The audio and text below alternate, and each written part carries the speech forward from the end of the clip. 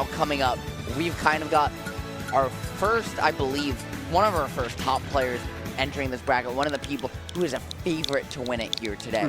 Hey, and of course, if you're looking at the players down over on the left side, or yeah, left, right side, that way. It's very confusing with like the mirroring. Yeah, the mirroring, the shenaniganry, you know, that's just how it goes.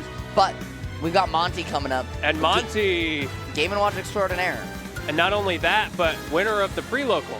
Yes, beating players like Apollo Kage, beating, you know, that's the one I remember off the top of my head because there were so many upsets, and unfortunately, where I'm staying was 2 hours away, so I couldn't stay till the end. I couldn't watch it on the way back because I don't have service here in Canada on my phone. So, you know, it's one of those problems where I'm like, I know some of the people he beat, but there were so many upsets, it's hard to say for sure. He is incredibly talented. He's been making waves here in the PNW. But speaking of making waves, a character that's been making waves recently is Brawler, and 50 milliliters is going to show you just how explosive he can be. I feel like both of these characters, honestly, have continuously been on the rise throughout the entirety of Smash Ultimate's lifespan.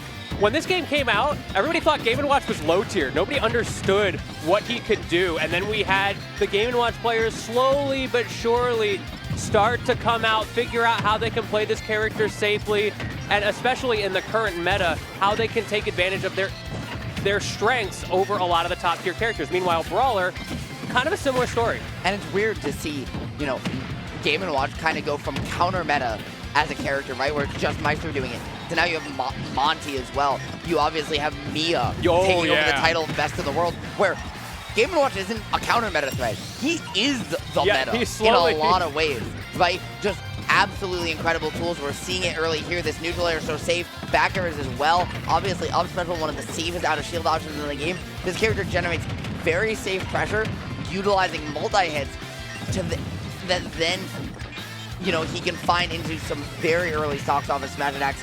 He is a character that just is the definition, as you mentioned earlier, kind of safe play. Exactly. That was always the thing. Like, there's a reason Game & Watch players mash up smash 3 times in a row and call it neutral. Because it works. For this character, that is neutral. Unfortunately, though, not able to hit on the platform there, maybe a little bit slow, and so going to take full advantage of that is 50 milliliter.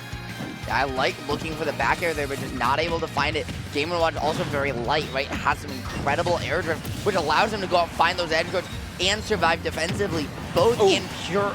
We saw both in tandem, but getting caught in the unlag on platform, 50 milliliter quick on the draw off the platform, and so was able to find his way back to stage. Very, very good stuff from him, as now Monte is trying to find a way in, maybe to close out this stock, but this is Brawler, right? It takes one grab, one up tilt, one nair, one falling up air to potentially just even up the stock count just like that. Yeah, absolutely. That's the power of this character and the safety of this character, that not only can you just get that one read, but you get to try over and over and over until eventually you get one to hit. Meanwhile, your opponent has to delicately space away around that, or they just get nickel and dimed by all these things like these nairs, that it doesn't do a lot on its own, but it adds up. That adds up for sure, my friend. And I love that dash attack. I love the up smash. The up tilt as well to put you in the plat attack chase. But Monte ready. He has adapted. He is locked in. And 50 milliliters is not quite ready for that forward air. Not going to close it out yet. But the second one is going to do it.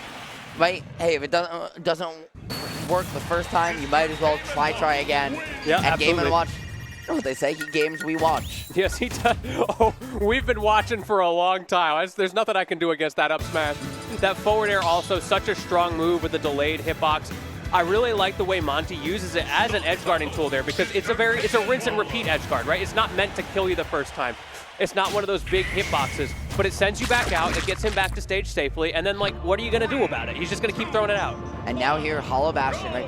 Very interesting counter pick. Game & Watch can find some really, really strong nair extensions here, utilizing center platform, juggling you for days. But Brawler, too, can literally just kill you off of one down throw on this stage. Easier than almost any other, except maybe Battlefield build. But we know this is a combo character's heaven. But you got to be really careful, right? Because it's Game & Watch. And if he gets that up B, it instantly puts you in disadvantage, and then he just kind of gets to land for free with down air, and suddenly the shoe is on the other foot, and you get into these edge guard situations. Okay, save that time, but the threat is there. One of the things I'm surprised by is, yeah, I understand you still want Thrupper because it is the earliest kill option, and it's frame 3 out of shield, just like Game & Watch's up special. But you know what? Game & Watch struggles against swords, right?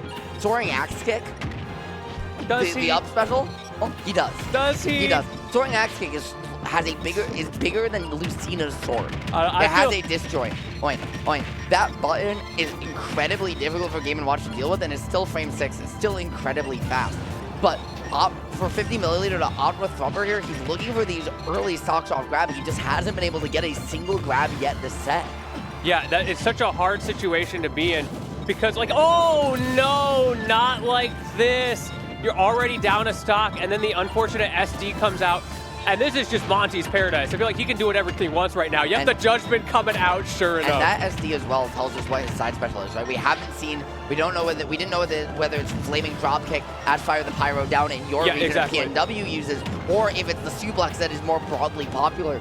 But considering he couldn't recover from there and he went with the immediate up special, it's almost definitely the suplex that he has on lock. We will potentially find out, potentially not, but it's important to note that move going forward because there's a lot of aerial with punishes that dropkick would be able to find here that he just hasn't been able to look for. Either way, still a lot of opportunity for 50 milliliter to come back in this game. We've seen Brawlers pull these things back before. Here's your opportunity. Do you have the combo? No, the up B. That's what I was talking about. You miss one frame and your combo is over. Yeah, it's so difficult for a character, right, who has just not really a lot of disjoints to contest Game & Watch up special. But again, Soaring Axe Kick is an option in this character's kit theoretically. 50 milliliter didn't opt to bring it into the game, and there finally we see the suplex does come out. It has a shot put, so it has a very traditional brawler or outfit, but maybe not the one best suited for this matchup. And you see in the way he's struggling to get in on every single interaction how it's affecting him in this set. Here's a chance. Oh, missed the grab. And yeah, as soon as you miss that grab, Monte's going to make you pay for it. Great down air, able to close it out 2-0, showing us why Monte is one of the people favored to win this set, or maybe just get to top 8. But either way, up against these early pools matches, good stuff to 50 milliliter for making it work. Yeah, showing us the early key to victory for sure with that down air, right? Yeah. Especially against lower, I don't want to say lower level players, because I'm not trying to knock 50 milliliter at all. Yeah, of course. But against players, who haven't put hundreds of hours into the Game & Watch matchup to figure out exactly what to do, well, up special down air is a really strong combination of buttons. I remember when I was a casual learning about up special down air, I would just spam it for an entire match. Like, what are you going to do? And it works. It's like level 2 of the Kirby down B spam. Shout out to my Game & Watch in Elite Smash that was in Elite Smash for a while. It's not anymore because I don't care about Elite Smash. I'm sorry, guys.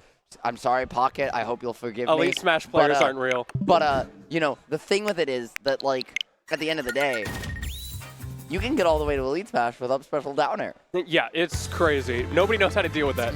And we wonder why the Game & Watch meta was, wasn't as developed, right? Where it took Mia kind of coming in off Smashmate to really show us a lot of new things with this character that Meister's been able to implement is he just didn't need to, right? Yeah.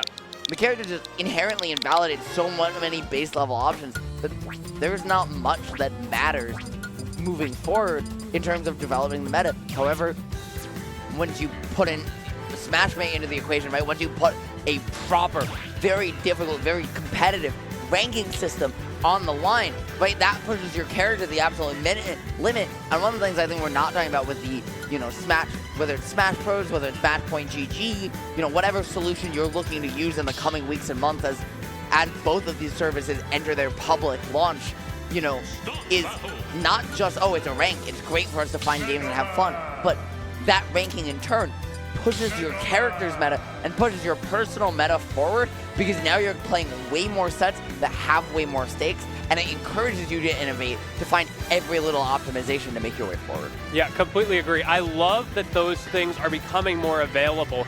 It's been so hard up until now for us to get good matching, right? All you really had was like the Ryuga chord, and even then, only a few people were in there if you were invited, and now we're finally getting to this place where everybody has the opportunity to grind in that same way in like a ranked fashion almost.